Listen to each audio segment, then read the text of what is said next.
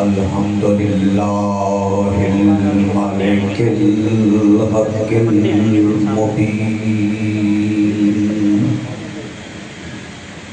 المتخاضع لكبريائه وذات المتمردين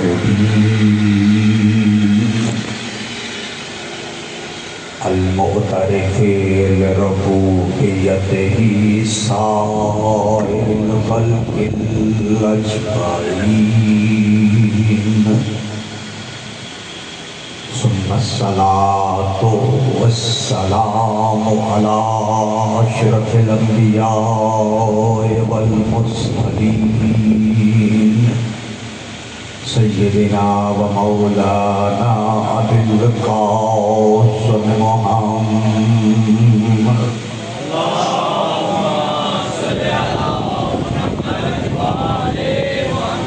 وعلى أهل بيته الطيبين الطاهرين المعصومين المظلومين الذين ذهب الله عنهم الرجس وطهرهم تطهيرا.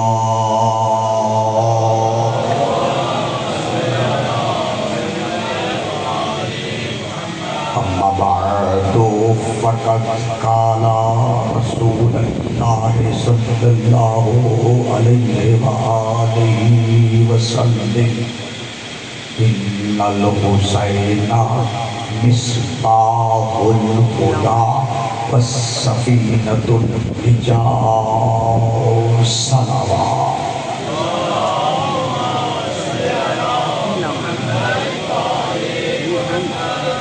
بجن سے آزاد قبولیت کے لیے باری دیگر بلند آواز سے دعا دیجیے.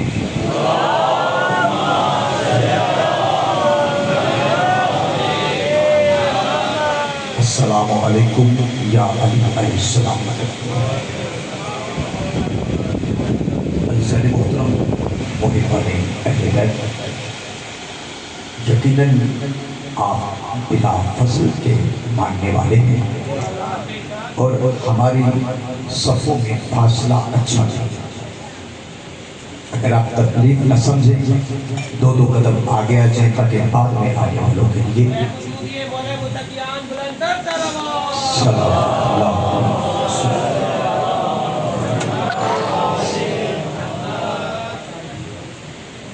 میں اب تمام احباب کے لیے دعا گو ہوں کہ پروردگار عالم آپ تمام احباب کا اس مقدس بارگاہ میں تشریف لانا اپنے دربار میں قبول و منظور فرمائے. آپ جتنے برادران اسلامی یہاں تشریف فرما ہیں، آپ کے دل میں جو بھی حاجات شرعیہ ہیں، باب الحوائج کا مالک آپ حاجات شرعیہ کو پورا فرمائے. بالخصوص میں دعا گو ہوں بانیان مجلس کے لیے کہ جنہوں نے اس مجلس سے عزا کا انعقاد کیا ہے. رب العزت ان کے رزق مال جان میں تحفظ اور برکت عطا فرمائے. جتنے مریض ہیں آل محمد کے صدقے شفا یابی عطا فرمائے. تندرست مومنین تندرست قلوب فرمائے. عزیزان محترم، 2 سال قبل مجھے اس بات کا شرف حاصل ہوا کہ میں یہاں پہ آ کے ایک مجلس پڑھ کے گیا تھا، اور آج پھر ایک مرتبہ بے توفیق الہی اور تائید آل محمد میں آپ کے سامنے گفتگو کر رہا ہوں. ایک طویل سفر طے کرنے کے بعد اور یہاں ٹیپا سلطان پور کے غیور مومنین اور انتہائی سمجھدار مومنین میرے سامنے تشریف فرما ہے، اور میں اپنی گفتگو کو بلا کسی تمہید کو شروع کر رہا ہوں تاکہ اس منزل مقصود تک کہ جہاں تک میں نے اپنے سننے والوں کو لے جانا ہے وہاں تک ملے جا سکیں. دیکھیے عزیزان محترم، آج 19 محرم الحرام ہے اور 19 دن گزر گئے، ایام عزا شروع ہوئے. جب ایام عزا شروع ہوتے ہیں تو 2 طرح کے طبقات ہمیں دیکھنے کو ملتے ہیں. ایک طبقہ وہ ہوتا ہے کہ جس میں دو طرح کے لوگ، جس میں محبان اہل بیت اہل سنت بھائی بھی ہیں اور اہل تشیع لوگ بھی ہیں۔ یہ طبقہ جو ہے ذکر اہل بیت کا اہتمام کرتے ہیں، نظر و طعام کا اہتمام کرتے ہیں، سبیلے لگاتے ہیں، مجالس کرواتے ہیں، اور یہ ایک طبقہ ہے۔ اس کے مقابلے میں ایک طبقہ وہ بھی ہے کہ جس کی تمام تر تحقیق اور کوشش اس بات پر ہوتی ہے کہ واقع کربلا میں یزید بے قصور ہے۔ توجہ فرما رہے ہیں مسلمان اور چاہتے بھی ہیں کہ وہ جنت میں جائیں، مگر یہ کیسے جنت کے طلبگار ہیں کہ جو جنت کے وارث کے قاتل کو بے قصور بنانے پہ لگے ہوئے ہیں۔ بات سمجھ رہے ہیں آپ؟ دیکھیں ہمیں اس پہ اعتراض نہیں، اور ہم تو کہتے ہیں کہ جو حسین جیسی عظیم نعمت کو چھوڑ دیتا ہے، یزید جیسی برائی اس کا مقدر بن جاتی ہے۔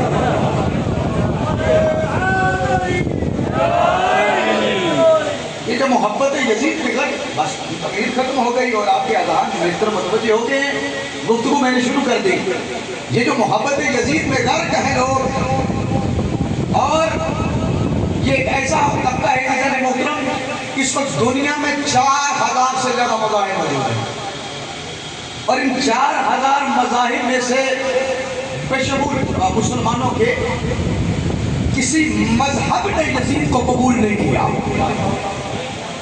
مگر مسلمانوں میں ایک ایسا طبقہ ہے کہ یزید گھوم پھر کر انہی کے پاس آیا اور انہوں نے اس یزید کو بھی قبول کر لیا۔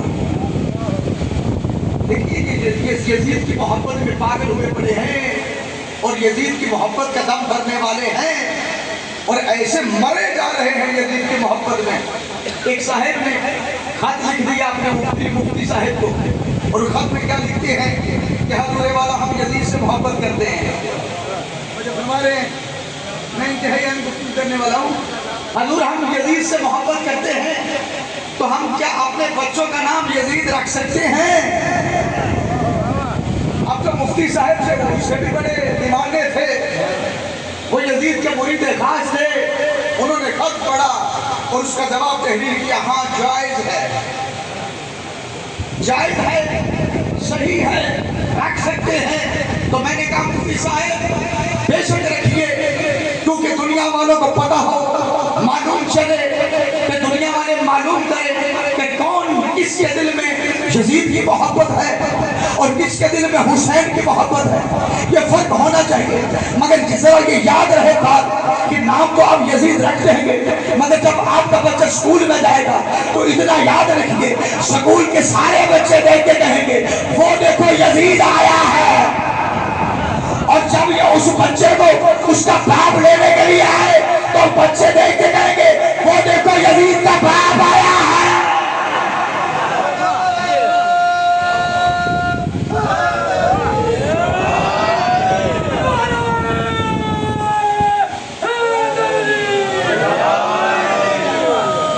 بڑی مہربانی، ہم نے کب منع کیا ہے کہ نہ رکھیں، رکھیں گا، مگر ذرا خیال رہے۔ اور دیکھیے یہاں پر میں بڑی اہم بات کر رہا ہوں، دیکھیے یہ جو یزید ہے یہ کیا ان کی کوئی پھوپھی کا بیٹا ہے؟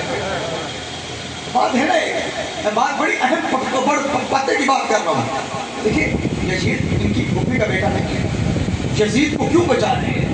ابھی غور کیا؟ دیکھیے یہ آج کی اس مجلس کا اور میرا لاہور سے چل کر یہاں پر آنے کا مقصد پورا ہو جائے گا کہ اگر میں یہ بات آپ تک پہنچا گیا اور یہ پیغام ہوگا، ضروری نہیں کہ ہر بات میں جو ہے وہ جوش کتابت میں کوئی بات ایسی ہوتی ہے کہ جو دماغوں میں اتارنا ضروری ہوتا ہے، تو یہ یزید کو بچا رہے ہیں، ان کا آپ نے ان کا جنور مسئلہ ہے، ان کا جنور مسئلہ یہ ہے کہ یہ یزید کو اس لیے بچا رہے ہیں کہ یزید کو بچائیں گے تو کچھ یزید کو بنانے والے،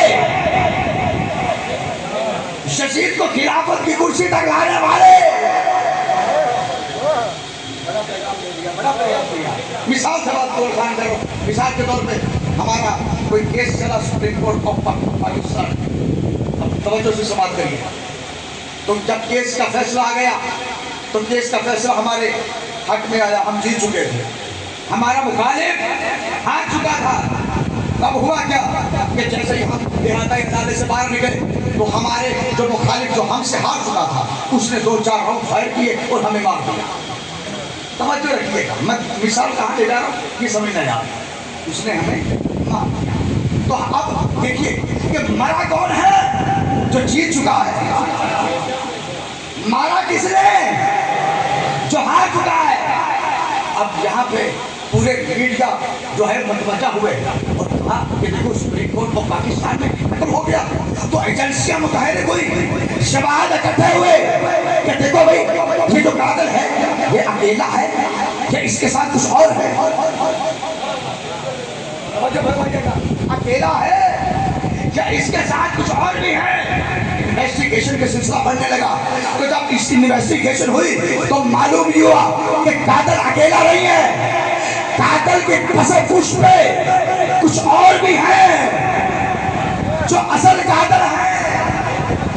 اب ایک کہا ہے ادھر سے کہ حضور والا پرائم ٹائم میں جو شو ہو رہے تھے ٹی وی پہ کہ وہ اصل قاتل کون ہے وہ پکڑ کے لاؤ، انہی پہ بحث ہوگی، اس کو چھوڑیے، یہ قاتل تو بھائی ایک اداکار تھا، اس کو چھوڑ دیجیے، وہ اصل قاتل ڈھونڈو، وہ کون سے ہیں؟ تب ایک کال ہے حضور ہاتھ اولا رکھیے، ہاتھ اولا رکھیے، بات صرف قاتل تک محدود رکھو، اس سے آگے نہ لے جاؤ ورنہ بڑے بڑے شریف زادے بے نقاب ہو جائیں گے۔ مثال سمجھ میں آ گئی ہے تو بات آگے بڑھا رہے ہوں۔ یہ دیکھیے یہ جو آپ مجالس کرواتے ہیں اور مجالس روکنے والوں کا کل کا کل مطلب نظر یہ ہوتا ہے کہ بات صرف جزید تک رہے، جزید سے آگے نہ بڑھنے پائے۔ کیوں؟ اس لیے کہ قتل حسین کی اگر اصل میں انویسٹیگیشن ہوگی تو پھر اکیلا یزید قاتل حسین نہیں، بڑے بڑے قاتل حسین نظر آئیں گے۔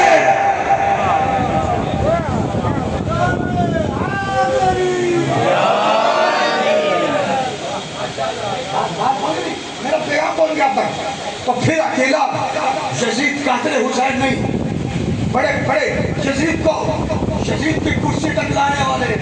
میرا مجمع میرے ساتھ ہے، میں تو بڑی بات کر گیا ہوں اور بڑا میسج دے گیا۔ یہ یزید اکیلا یزید سے تکلیف نہیں ہے، اصل میں معاملات اور نہیں جا رہے ہیں، کہیں سے کہیں مل رہی ہے، وہ قاتل بے نقاب ہو رہے ہیں تو یزید کو یزید کی کرسی تک لانے۔ اچھا اب ہوا کیا؟ انہوں نے کہا کہ اچھا ایسا کرتے ہیں کہ شیعوں پہ ڈال دیتے ہیں کہ قتل حسین شیعوں نے کیا۔ جو ہے اب یہاں پر میں تقریر کا ایسا لباس شروع ہونے والا میرا کہ بڑا پیغام پہنچے گا، کہا ہم شیعوں پہ ڈال دیتے ہیں اور کہتے ہیں کہ شیعوں نے مارا ہے۔ کیسے شیعہ ہے؟ خود ہی مارا اور آج خود ہی ماتم بھی کر رہے، جلسہ جلوس بھی نکال رہے، حسین بھی کر رہے ہیں، خرچ اخراجات بھی کر رہے ہیں، یہ شیعوں نے مارا ہے۔ وہ کوفے سے آئے تھے، کوفے والوں نے خط لکھے تھے، اور دی ریکارڈ بات کر رہا ہوں، اور یہاں پر ٹیپو سلطان کے والے مومنین رشی سنیے بات، جاؤ پوری تحقیق سے بات کر رہا ہوں۔ یہ جو کوفے سے خط لکھنے والے جتنے لوگ تھے ان میں سے کوئی ایک بھی شیعہ نہیں تھا۔ آپ گھبرا گئے، یہ آج کیسی بات کر دی؟ ہم تو سننے آئے تھے تو یہی شیعوں نے لکھے تھے اور یہی کہا جا رہا تھا ہمارے نوجوانوں کو، اسکولوں میں جاتے ہیں، کالجز میں جاتے ہیں، تنگ کیا جاتا ہے، اور کوفہ والے لکھنے والے تھے۔ جواب دے دو اس کا، اور 2 منٹ سے پہلے اور اتنا بڑا جواب ہوگا کہ دیکھیے میں یہاں سے چلا جاؤں، جب تک یہ جملے ذہنوں میں رہیں گے آپ میرے لیے دعا کرتے رہیں گے کہ دیکھو مگر مجھے اس سے پہلے یہ کہنا ہے کہ دیکھو اچھا بالفرض ہم یہ مان لیتے ہیں کہ کوفہ والوں نے خط لکھ کے مارا تھا، کوفہ والوں نے شیعہ تھے، تو آپ مجھے بتائیے مدینے والے کہاں تھے؟ مدینے والے کہاں تھے؟ مکہ والے کہاں تھے؟ قرآن کا یہ فیصلہ ہے کہ قتل کوئی ہو جائے اور قتل کو ہوتے ہوئے تو چپ ہو جائے، وہ بھی اسی میں شامل ہے۔ تو بھائی کوفہ والوں کی تو بات ہم بعد میں کریں گے، مگر مجھے یہ بتایا جائے مدینے والے کہاں تھے، مکہ والے کہاں تھے؟ اب آئیے میں نے جو بات کی ہے کہ کوفے والے خط لکھنے والے ان کا نہ مسلک شیعہ تھا، نہ مذہب شیعہ تھا، نہ سوچ شیعہ تھی، نہ امام شیعہ تھا۔ گھبرا گیا मैं दलील ना आगे दलील करूँ तो आगे नहीं बढ़ूंगा। बड़े इत्मीनान से दलील सुनिएगा। कहा मैं फिर कह रहा हूँ, मैं इनका मसलक शिया, मैं इनका मजहब शिया, मैं इनकी सोच शिया, मैं इनका इमाम शिया। ये खत लिखने वाले कौन थे? अब खत जो है, इस खत के जितने खत लिखे गए, इस खत का पहला जुमला, दो जुमले ये पढ़ लो, आपको मालूम हो जाएगा खत लिखने वाले कौन है, खत लिखने वाले कौन है, इनका मजहब क्या है, मसले पूरा खत है। दो जुमले, पहले दो जुमले अब मैं पढ़ रहा हूँ, पूरे शहरों की आबादी मेरे साथ मिला दिया आपने। वो पहला खत जो उफा वालों ने मेरे मौला हुसैन के नाम लिखा, उनको उसका पहला जुमला और दूसरा जुमला, दो जुमले पढ़ रहा हूँ। पहला जुमला क्या था, तवज्जो रखिए, न जाने मैं कहाँ क्या कुछ कहता हूँ कि आपकी किस्मत है, क्यों, इसलिए कि बातों बातों में बड़ी बात कहता हूँ। क्या लिखा, तवज्जो फरमाइएगा। उस खत में लिखने लगे, हुसैन आगे फसलें पक चुकी हैं। तवज्जो, हर बंदे से नहीं, अहले इल्म से बात है। हुसैन आगे फसलें पक चुकी हैं, हम आपकी बैयत के मुंतज़िर हैं। हुसैन आइए, फसलें पक चुकी हैं, हम आपकी बैयत के, बोलिएगा बोलिएगा, बैयत के मुंतज़िर हैं। ये पहला जुमला। और दूसरा जुमला, हुसैन आइए, हम बगैर इमाम के हैं। यही तो जुमला है, यही जुमला है जहां तक मैंने आपको लाना है। क्या कह रहे हैं, हुसैन आइए, हम बगैर इमाम के, आप जितने बैठे इमाम वाले बैठे हैं ना, अभी इंशाल्लाह जब आपके दिलों से निकलिए, दबाव निकलिए जुमले के बाद, जब मैं आपको तकलीफ कर रहा हूँ, एक मिनट से पहले मैं जुमला आपकी समाज की नजर कर रहा हूँ। क्या कह रहे हैं, हुसैन आइए, हम बगैर इमाम के हैं। ये जुमला ज़हनों में महफूज कर लें, और यही मैंने आपसे वापस लिया है। हुसैन आइए, हम बगैर इमाम के हैं। ये खत कब लिखा जा रहा है, 60 हिजरी को, और उससे पहले शहादत मौला हसन कब हुई, 50 हिजरी को। 50 से लेके 60 के दरमियान में कितना समय का है, बोलिएगा जरा। 10 साल। मुझे यह बताया जाए कि ये 10 साल किसकी इमामत में थे। अरे शिया सब कुछ कह सकते हैं, मगर ये नहीं कह सकते कि हम बगैर इमाम के हैं।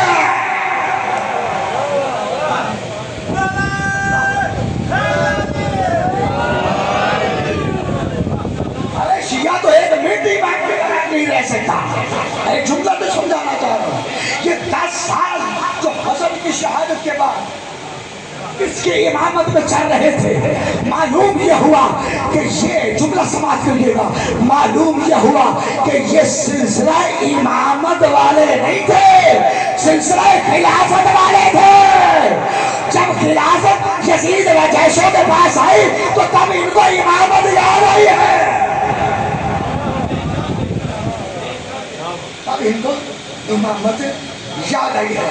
तो ये है सिलसिला खिलाफत वाले। तो मेरे देखिए मेरे दोस्तों, मेरे बुजुर्गों, जरा समझिएगा, ये जो जलसे जुलूस आप निकालते हैं, मेरा एक लफ्ज़ में आपके लिए पैगाम है, और इंशाल्लाह ये पूरी मजलिस पैगामात पे होगी। क्या देखिए, ये जो जलसे जुलूस निकालते हैं और कहते हैं कि आज़ादारी को महदूद कर दो, चार दीवारी में ले जाओ, मजलिस न करो, मातम न करो, घर में जो कुछ मर्जी करो, तो जो फरमा रहे हैं ना, घबरा तो नहीं गया, पर थोड़ा सा मेरे तरफ देखिएगा, तो जो चौक का घर में महदूद करो, मस्जिद करो, मगर बाहर चौक में ना आओ, अलम ना उठाओ, तासिया ना निकालो, क्यों ना निकाले। देखिए ये जो आप तासिया लेके निकलते हैं, मातम करते हुए निकलते हैं, तो ये हुसैन की जीत है। मैं मिसाल से बात को आसान कर रहा हूँ। मिसाल के तौर पे यहाँ पर आज कोई इलेक्शन अनाउंस हो जाए तो होगा क्या कि जिस कैंडिडेट को जो निशान मिला है वो उस निशान को लेके कंपेन करेगा। किसी को घोड़ा मिला, किसी को बल्ला, किसी को शेर, किसी को कबूतर, जो जिसको मिला वो निशान उठाए हुए गली गली महल्ले महल्ले, जनाब हमें वोट दीजिएगा। अगर आपने हमें वोट दिए तो दूध और शहद की नहरें बहा देंगे, महंगाई 0 पे ले आएंगे, 0 पे ले आएंगे, मुल्क की इकॉनमी ठीक कर देंगे, बस वोट हमें देना। आपने भी बातों में आके वोट दे, अब हो गया, इलेक्शन हो गया, شام ہو گئی تو گنتی شروع ہوئی، تو اب کچھ جیت گئے، توجہ رکھیے گا، مثال وہی پہ رہا ہوں، کچھ جیت گئے اور کچھ ہار گئے۔ اب جو ہارے ہیں وہ اپنا انتخابی نشان لپیٹے گھر میں گئے، اور سخت گرمی کا موسم ہے، اقبال سلطان کے والوں سخت گرمی کا موسم ہے، لیٹے ہوئے کمبل لیے ہوئے۔ اب کوئی بتاتا ہے بھائی بات سنیے، ارے چلے جاؤ ہم ہارے ہوئے ہیں، چلے جاؤ ہم ہارے ہوئے ہیں۔ ہم کہتے ہیں بھائی بات سنیں، نہیں ہمیں نہ بولا، ہم ہارے ہوئے ہیں۔ تو کوئی بتاتا ہے نہیں بولتے، کمبل اوڑے ہوئے گرمی میں سو رہے ہیں۔ تو ادھر جو جیت چکے ہیں اب وہ انتخابی نشان اٹھائے ہوئے، مثال سمجھ نہیں ہے، جس کے سمجھ میں وہ چپ نہ رہے میرے ساتھ بولیے، انتخابی نشان اٹھائے ہوئے گلی گلی محلے والے اپنی جیت کا اعلان کر رہے ہیں۔ تو ایسے میں وہ جو جیتی ہوئی پارٹی ہے وہ ہارنے والی کینڈیڈیٹ کے گھر کے سامنے سے گزری، اب وہ گھر سے ہی انہوں نے فون لگایا پولیس کو، حضور آئیے ان کا کچھ کریے۔ اب انہوں نے کہا کہ بھائی آپ کو کیا مسئلہ ہے؟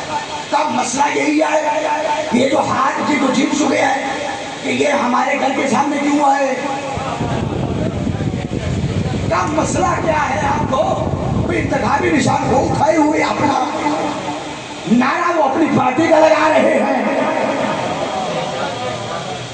جیت ہو چکے ہیں، آپ کو مسئلہ کیا ہے؟ کہ حضور یہی تو مسئلہ ہے، ان کی جیت کے ساتھ ہماری ہار کا اعلان ہے۔ خدا کی قسم جب آپ علم عباس اٹھا کے چلتے ہو تو یہ حسینیت کی جیت ہے، یہ حسینیت کی جیت کے ساتھ یزیدیت کی ہار کا اعلان ہے۔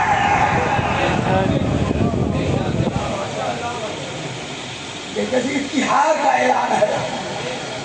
یہ فرق یہی ہے، یہ تکلیف یہی ہے کہ یزید کی ہار کا اعلان ہو رہا ہے۔ پاور آف پریس یزید کے پاس، پاور آف پروپیگنڈا یزید کے پاس، پاور آف ہیلتھ یزید کے پاس، حکومت یزید کے پاس، افراد یزید کے پاس، اور حدیثیں پڑھنے والے یزید کے پاس، حدیث لکھنے والے یزید کے پاس، مگر پھر بھی یزید ہار گیا۔ ابھی غور کیا، سب کچھ یزید کے پاس اور پھر بھی یزید ہار گیا۔ بھئی عجب بات ہے کہ یزید ہارا کیوں؟ بھئی دیکھیے بات سمجھیے گا کہ یزید کے پاس طاقت تھی، خدا نہیں تھا، اور طاقت ہار گئی، خدا جیت گیا۔ اب سمجھیے گا کہ اگر طاقت سب کچھ ہوتی تو لاکھوں جیت جاتے، خدا سب کچھ تھا اس لیے 72 جیت گئے۔ خدا سب کچھ ہے، خدا سب کچھ ہے، اور سمجھیے گا یہ خدا سب کچھ ہے اس لیے، اور اس جملے پہ تو مجلس تمام ہو جائے کرتی ہے۔ یہ جملہ سماعت کریے گا کوئی میرے دوستوں میرے بزرگوں، مثال دے رہا ہوں کہ اگر طاقت، اگر تاریخ انسانیت میں حرملہ کے تیر کی تعریف کی گئی ہے تو طاقت سب کچھ ہے، اور اگر اصغر کے مسکرانے کی تعریف کی گئی ہے تو پھر خدا سب کچھ ہے۔ ایک سوال دیجیے بڑی آواز سے،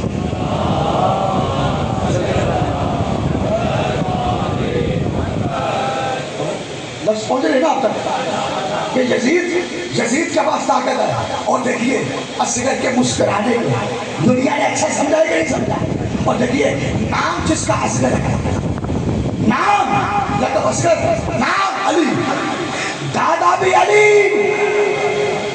رخ موڑ رہا ہوں تقریب کا، اب سنیے گا، اب بھی اگر آپ سامان نہ کریں تو پھر آپ کا دیکھیے، دادا بھی علی، پوتا بھی علی۔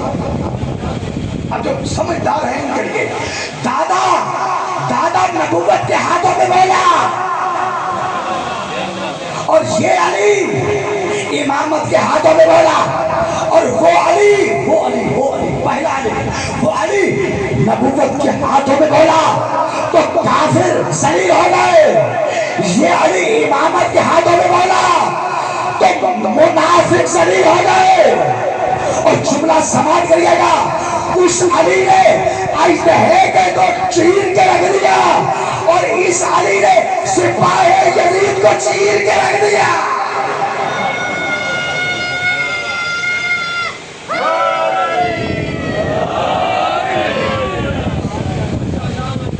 سمجھ رہے ہیں؟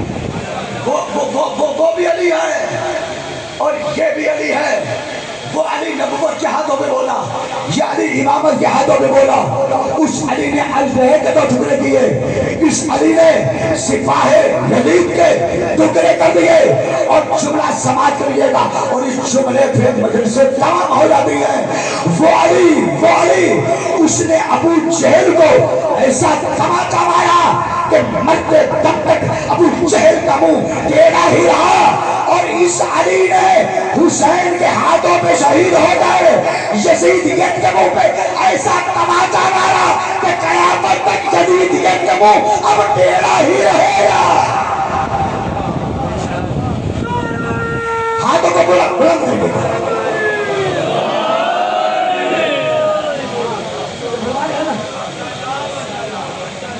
میرے ایک جملے میں آپ کے لیے پیغام ہوگا، وہ علی، اس علی نے مسکرا کے یزیدیت کے منہ پہ تماچا مارا کہ آج تک یزیدیت رسوا ہے، ذلیل ہے اور ٹیڑھا ہی رہے گا یزیدیت کا منہ۔ اور دیکھیے اصغر کا کربلا کے میدان میں جو مقام ہے نا، وہ ایسے ہی ہے کہ جیسے زمین کے لیے فرد اور فرد کے اوپر مہر کا مقام ہو۔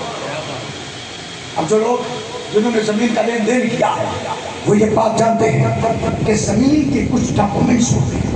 جو ہے میں بڑا اہم جملہ آپ تک پہنچانے جا رہا ہوں، زمین کے کیا ہے کہ کچھ ڈاکومنٹس ہوتے ہیں کہ جن کا ہونا ضروری ہے۔ اس لیے آپ بھیجیے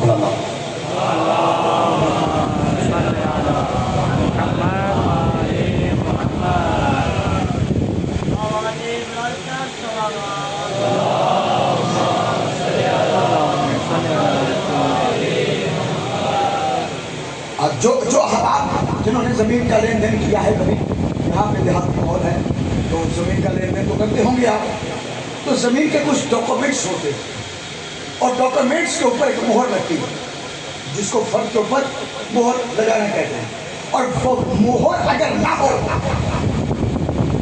تو فرد بیکار، اور فرد اگر بیکار ہو تو زمین بیکار، زمین کا کوئی بھی قبضہ کر سکتا ہے۔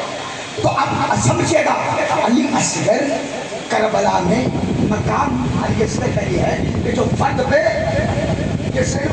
فرد پہ مہر کا مقام ہوتا ہے، تو فرد جب تک موجود ہے تو مہر ہوتی چھوٹی ہے، مہر چھوٹی ہوتی ہے، مگر اہم اتنی کہ اگر فرد پہ نہ لگی ہو فرد بیکار، تو فرد اگر نہ ہو تو زمین بیکار۔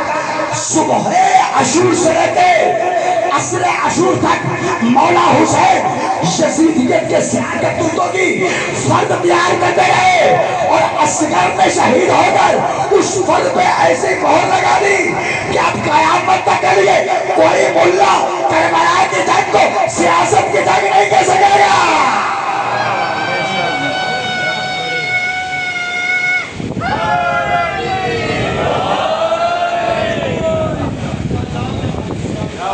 اس لیے اصغر کو لے کے گئے تھے میرے مولا کہ سمجھا کیجئے۔ دیکھیے کربلا کی جیت کا معیار 2 بچے ہیں۔ کتنے؟ ویسے تو جیسے کہ کربلا کے ایک سے بڑھ کر ایک گلشن آل محمد کا پھول ہے، مگر 2 بچے ایسے ہیں، اب توجہ کریے گا، جو خاص طور پر کربلا کی جیت کا معیار ہے۔ ان میں سے ایک شہزادہ علی اصغر جن کی حیات طیبہ 6، اور دوسرے میرے 5ویں امام محمد باقر جن کی حیات طیبہ 5 سال کی۔ اب یہاں سوال یہ بنتا ہے کہ جہاں 6 ماہ کے علی اصغر کو قربان کر دیا، وہاں 5 برس کے امام محمد باقر کو بچایا کیوں گیا؟ توجہ بڑے کام کے لیے تو دیکھیے، جب 6 ماہ کے لے جا رہے ہیں اور ان کی شہادت ہو رہی ہے تو وہاں 5 برس کے امام کو بچایا کیوں گیا؟ چاہتے تو وہی بھی شہید کرائے۔ اب جملہ سماعت کیجیے گا کہ سلطان پور والوں کے لیے سلطان جملہ ہوگا۔ دیکھیے میرے امام نے میرے امام نے امام محمد باقر کو مکہ کا میں نام لے جا کے یہ واضح پیغام دے دیا کہ اے یزید تم نے صرف پوری طاقت لگا کے ایک امام کو شہید کیا ہے، ہم تیرے دربار میں 2 امام بھیجے ہیں، ایک امام باقر اور دوسرے امام زین العابدین، ایک کا نام علی، اللہ اکبر، ایک کا نام علی اور ایک کا نام محمد۔ اور یہی وجہ ہے کہ جب آل محمد کے قافلے کو قید کر کے لے جایا گیا یزید کے سامنے، تخت پہ بیٹھا یزید اور اس وقت کہنے لگا کہ یہ کون ہے جو ہتھ کڑیوں میں قید ہے؟ فضائل کا جملہ ہے، بہت بڑا جملہ، کہ یہ کون ہے جو ہتھ کڑیوں میں قید ہے؟ تو کہنے والے نے کہا کہ یہ علی ہے، یہ علی ہے۔ تو کہنے لگا کہ یہ بچہ کون ہے؟ تو کسی نے کہا یہ محمد ہے۔ سر پیٹ کے کہنے لگا کہ میں نے ساری طاقت لگا دی حسین کو مارنے کے لیے، مگر میرے ہی دربار میں محمد بھی موجود ہے اور علی بھی موجود ہے،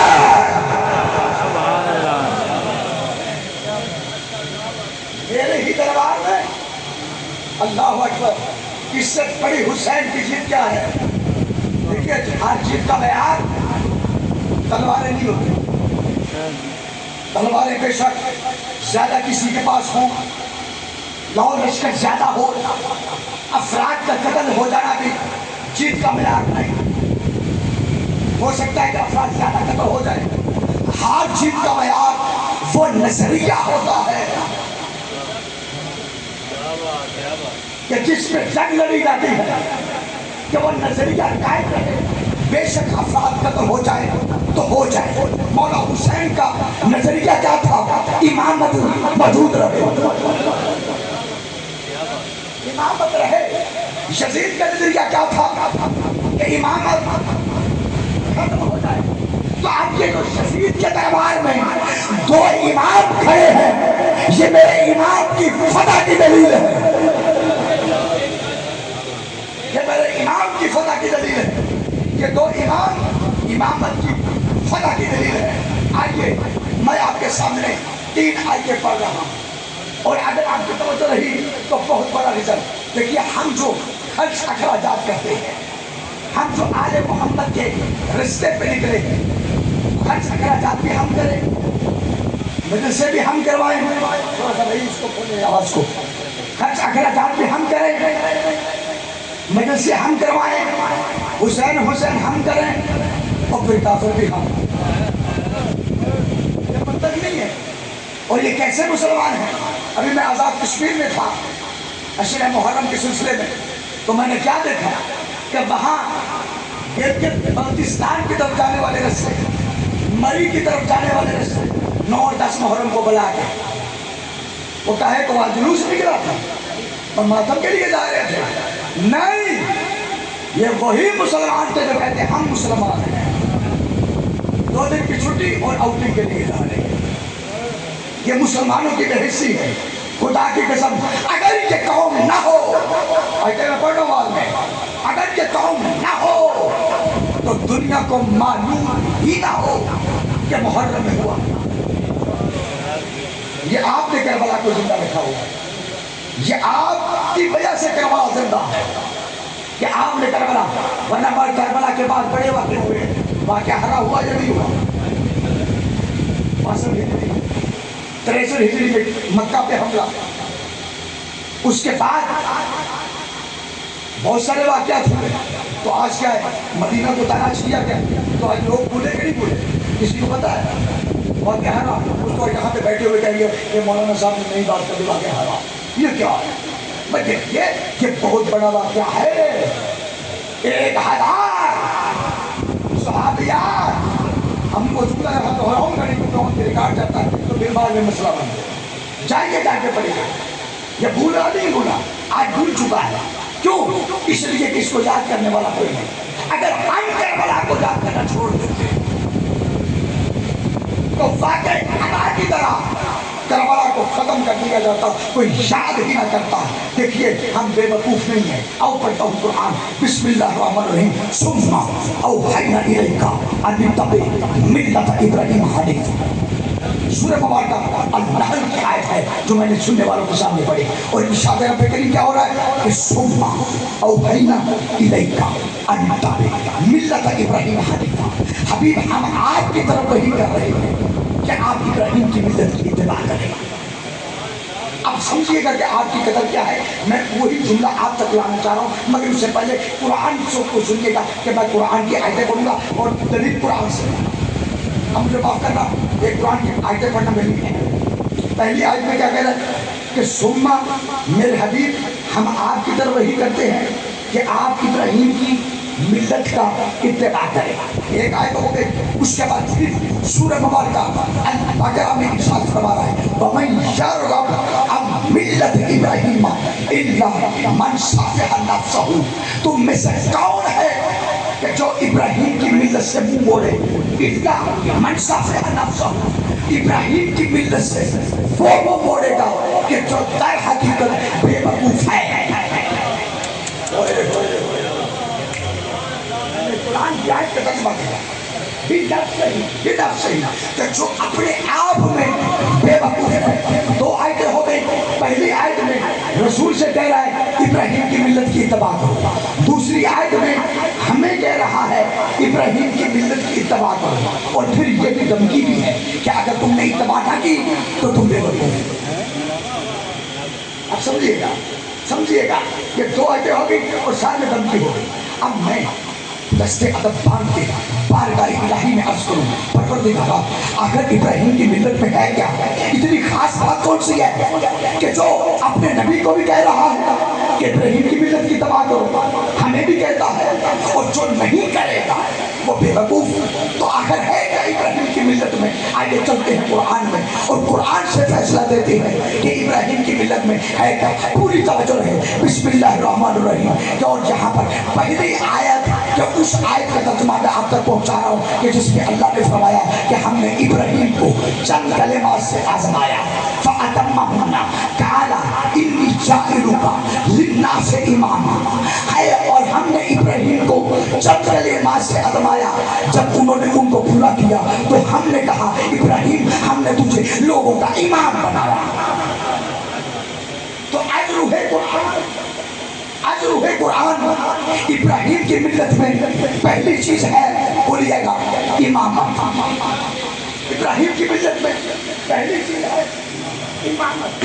اب سمجھئے، اس کے بعد پھر سورہ مبارکہ العنکبوت میں ارشاد فرمایا بسم اللہ الرحمن الرحیم وَوَهَبْنَا لَهُ إِسْحَاقَ وَيَعْقُوبَ وَجَعَلْنَاهُ فِي ذُرِّيَّتِهِ النُّبُوَّةَ وَالْكِتَابَ۔ وَوَهَبْنَا لَهُ إِسْحَاقَ وَيَعْقُوبَ، ہم نے ابراہیم کو اسحاق دیے، یعقوب دیے، وَجَعَلْنَاهُ، اور ہم نے ابراہیم کی ذریت میں قرار دیے النبوۃ والکتاب، نبوت کو اور کتاب کو، یعنی قرآن کو۔ تو اب تین چیزیں ہو گئی، توجہ رہے، بہت بڑا جملہ ہو جائے گا آج کی سمجھ کا۔ اب آیتیں پڑھنے دو مجھے ذرا۔ تین چیزیں ابراہیم کی ملت میں آتی، امامت، نبوت اور کتاب، یعنی قرآن۔ پھر سماعت کریں، شروع سے پھر خلاصہ کریں کہ اگر ابراہیم کی ملت کی اتباع نہ کی تو بے وقوف ہو جائے، شیعہ ہو یا سنی ہو۔ قرآن یہ نہیں کہتا کہ سنی نہ کرے، شیعہ کرے۔ قرآن سب کو کہہ رہا ہے سب نے کرنی ہے اتباع، نہ کی تو بے وقوف ہو جاؤ گے۔ اور ابراہیم کی ملت میں تین چیزیں ہیں، قرآن ہے، امامت ہے، نبوت ہے۔ قرآن ہے، نبوت ہے، امامت ہے۔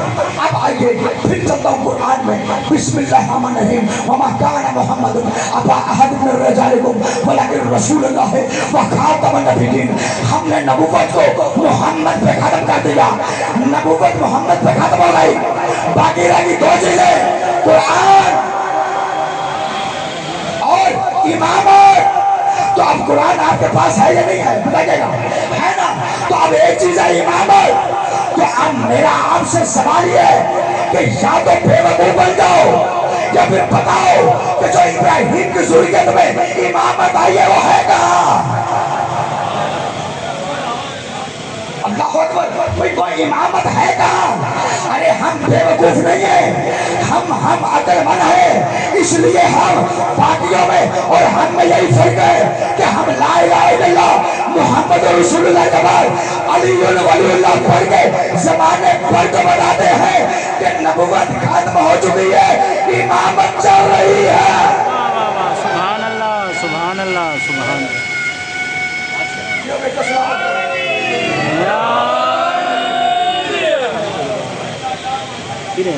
یا تو کرو قرآن کی آیت کا انکار، قرآن تو چیلنج دے رہا ہے، یا پھر بتاؤ وہ امامت ہے کہاں؟ واہ واہ، چیزیں ہیں تین، نبوت تو نبی پہ ختم ہوگی مان لیا کیونکہ کوئی نبی نہیں آئے گا۔ دو چیزیں رہ گی، قرآن وہی جو آپ کے پاس ہے، تو آپ بتاؤ وہ امامت کہاں ہے؟ اگر نہیں بتاؤ گے تو قرآن کی تلوار آپ کے سر پہ، قرآن کی وہ تو تلوار آپ کے سر پہ، کیا اگر نہیں مانو گے تو بے وقوف یا بے وقوف بنو گے؟ یا پھر بتاؤ کہ وہ امامت ہے کہاں؟ جو میں پھر آگے بڑھتا ہوں اور میں رکوں گا اس آیت میں جو مجھے کہنا ہے وہ اپنی پیغام کو پہنچانا ہے۔ کیا کہہ رہا ہے؟ وفی آن دی ریکارڈ یہ جملہ ڈالا گیا، وفی ذریت النبوہ والکتاب، ابراہیم کی ذریت میں دو چیزیں، النبوہ والکتاب، نبوت نبی پہ ختم، باقی ایک چیز رہے گی کتاب، اور امامت کے لیے میں آج علیحدہ پڑھ چکا ہوں۔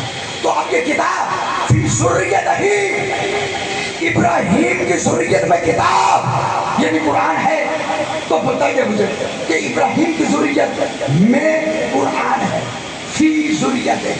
اب یہ لفظ اگر آپ سمجھ گئے تو میں کہوں گا کہ آج میرا آنے کا مقصد پورا ہو گیا۔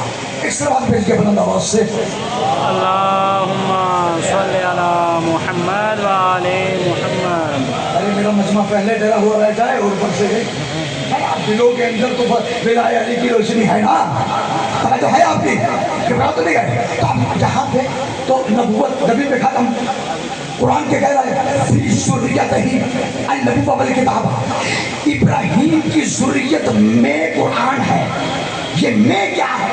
مجھے معاف کریے گا، یہ قرآن جو آپ پڑھتے ہیں یہ آپ کے پاس ہے، آپ میں نہیں ہے، آپ میں نہیں، میں کس میں ہے؟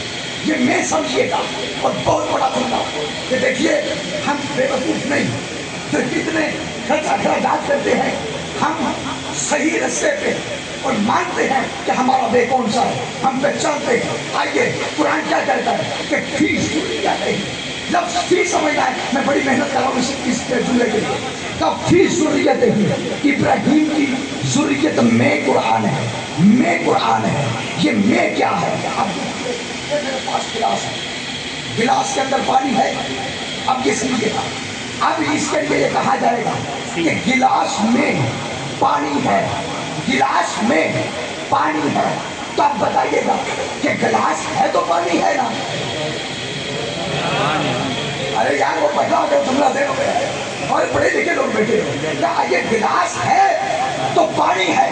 تو اگر گلاس ہی نہ ہو، اگر گلاس ہی نہ ہو میرے دوستو تو پانی کہاں ہے؟ تو معلوم کیا ہوا کہ پانی کے وجود کے لیے گلاس کا ہونا ضروری ہے۔ ذریت میں قرآن ہے، تو قرآن ہے، بتاؤ وہ ذریت کہاں ہے کہ جس میں قرآن ہے؟ جس میں قرآن ہے، اگر قرآن ہے تو بتاؤ وہ ذریت کہاں ہے؟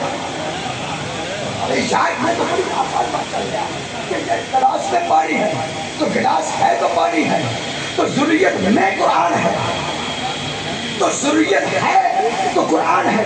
آج قرآن ہر بندے کے پاس ہے، تو ذریت کہاں ہے کہ جس میں قرآن ہے؟ جبکہ قرآن کہتا ہے ذریت میں قرآن ہے۔ ارے ہم میں اور باقیوں میں فرق یہ ہے کہ انہیں نہیں پتا،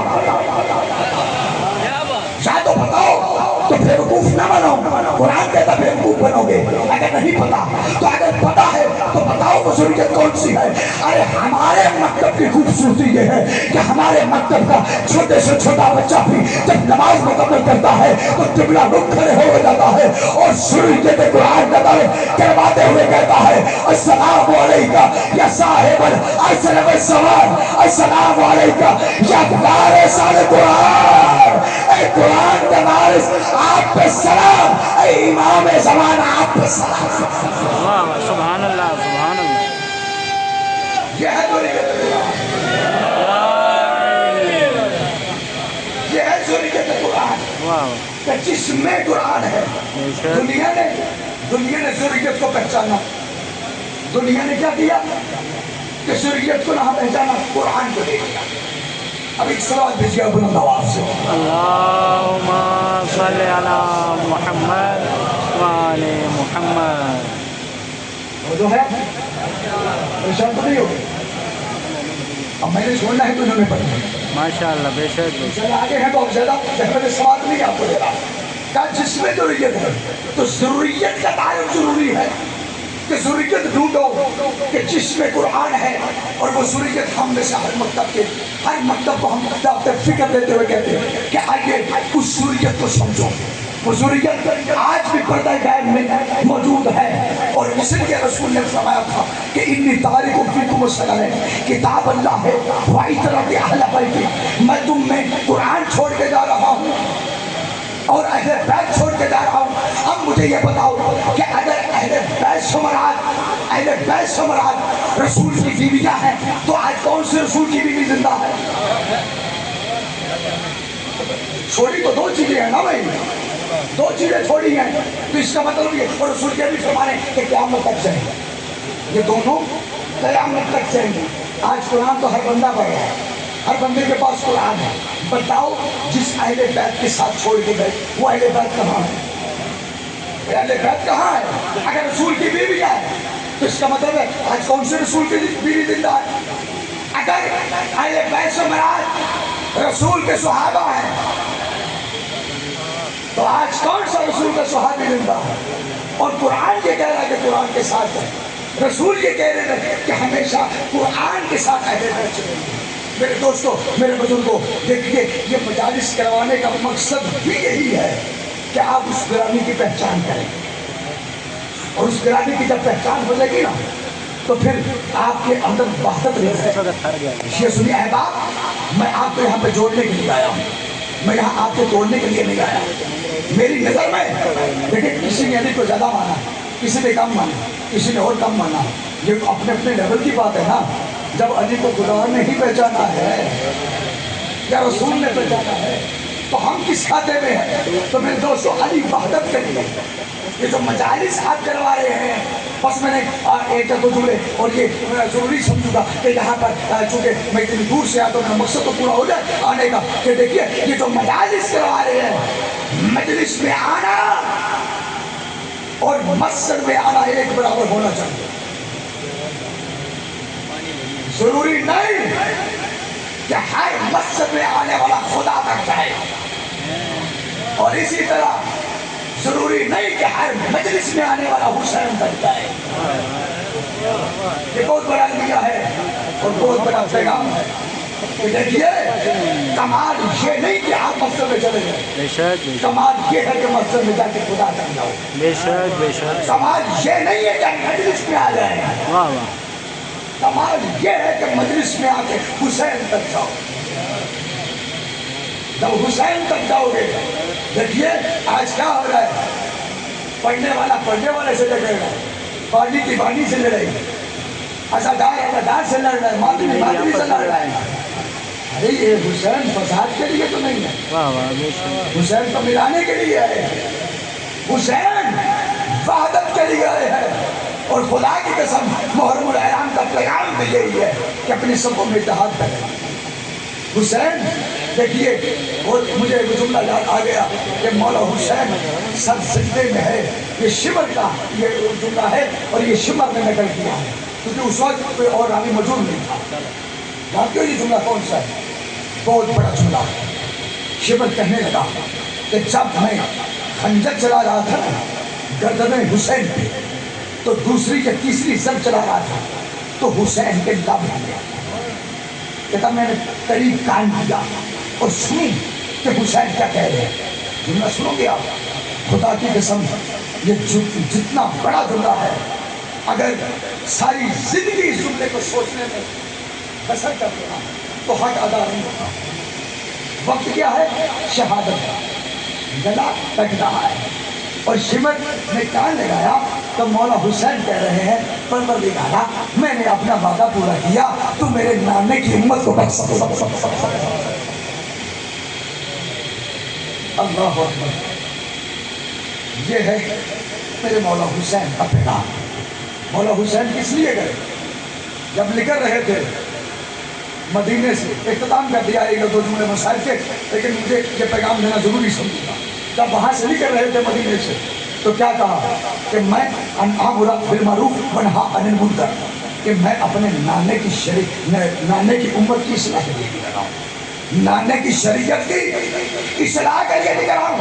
تو آپ جو مجالس کرواتے ہیں، آپ کی مجالس کس لیے کہ مولا حسین کے نانے کی شریعت بلند ہو؟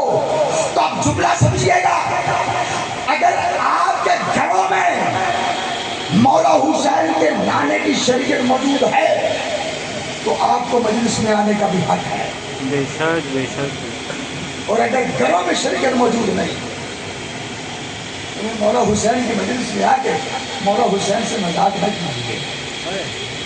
وہاں گھروں کے اندر ہمارے ہر وہ کام ہو کہ جو حسین کی نانے کی شریعت کے خلاف ہو، نہ نماز گھسے، نہ روزہ قریب آئے، نہ ہم اچھی باتوں کا حکم دیں، نہ بری باتوں سے باز آئیں، اور پھر ہم کہیں کہ ہم شیعہ بھی ہیں۔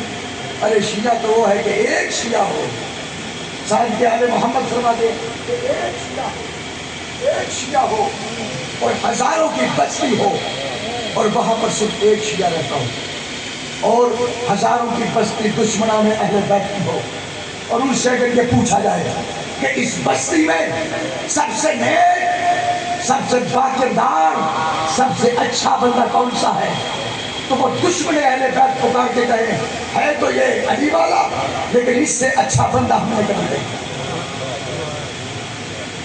جو ہے، اس سے ہم نے کبھی دیکھا ہی نہیں ہے کہ دیکھیے میرے مولا علی کے پاس توجہ ہے۔ 1 یا 2 منٹ میں نے آپ کے لینے ہیں اور اپنے مسائل پر رکھا ایک سوال دیجیے بلند آواز سے۔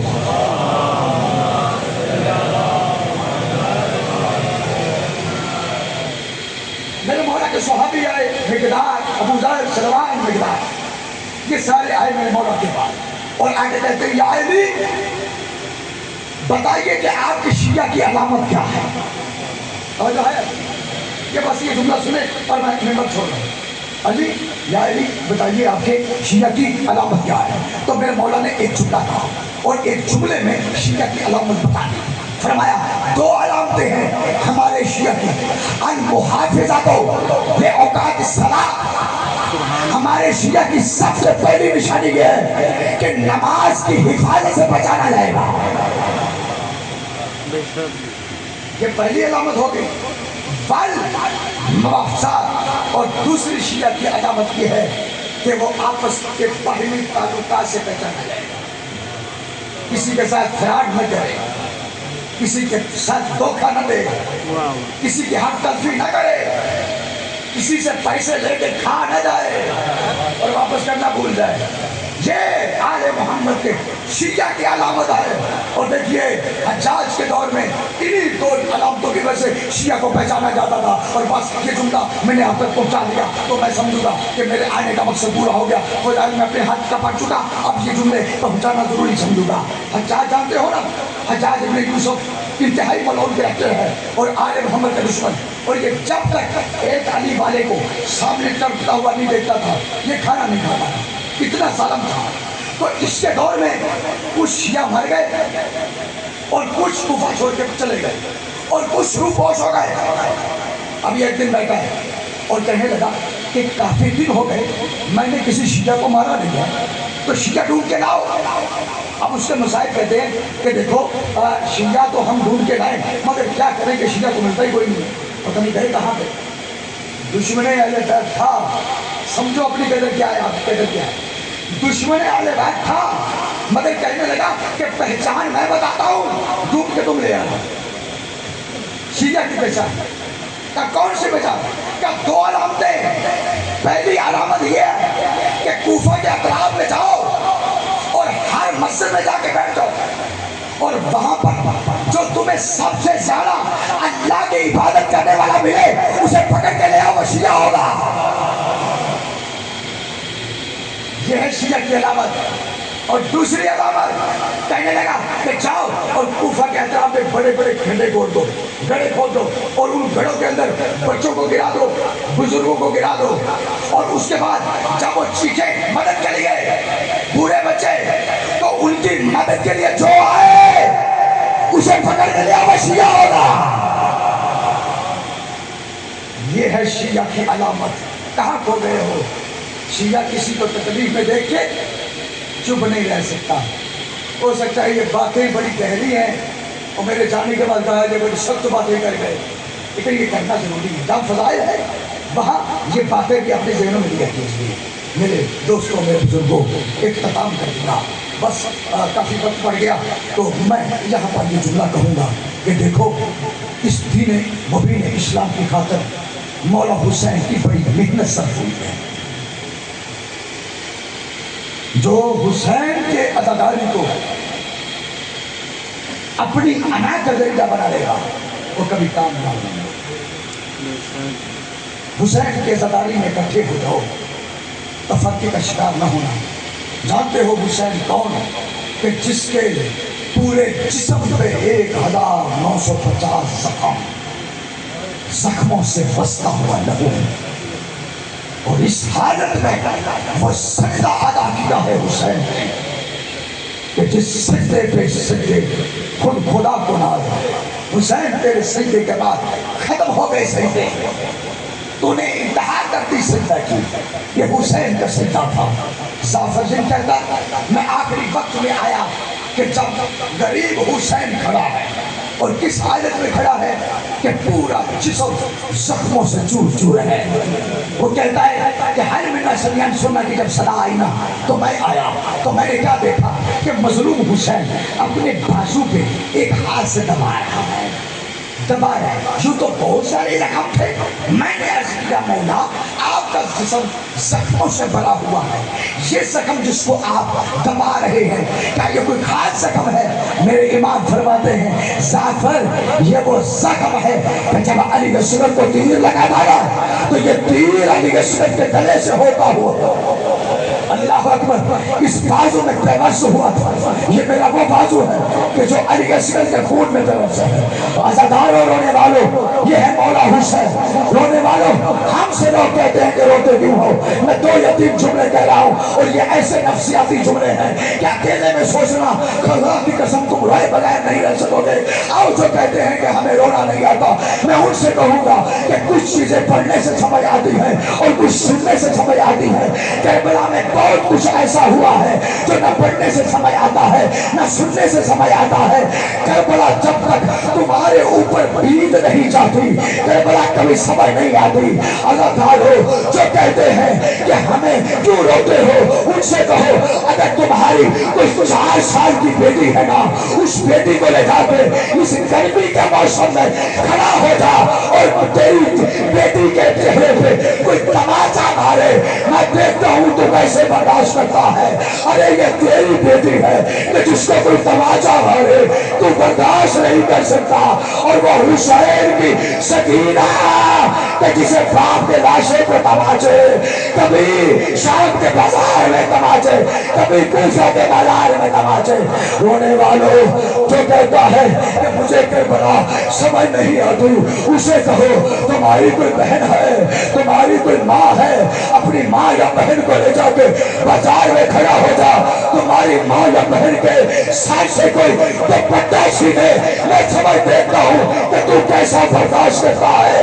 یہ تیری ماں بہن ہے کہ جس کے سر سے کوئی دوپٹہ چھینے تو برداشت نہیں کر سکتا، اور وہ حسین کی بہن زینب کہ جس کی چادر کا ایک سرا شمر کے ہاتھ میں تھا اور دوسرا سرا زینب کے ہاتھ میں، وہ روتے کہتی ہے ہائے عباس